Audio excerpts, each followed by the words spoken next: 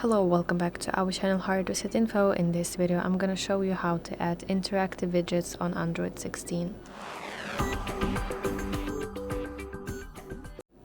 On empty space on your home screen you want to hold your finger like this and then tap the widgets option. Now you need to scroll to find the application that you want. It could be, I don't know, some calendar application or music application. I will find my SoundCloud, for example. Now tap here and you will see different widgets for this specific application.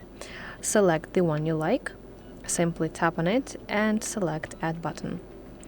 So now when it's on your home screen you can touch and hold the widget, and then you can drag it to your preferred spot of the screen and then lift your finger like this.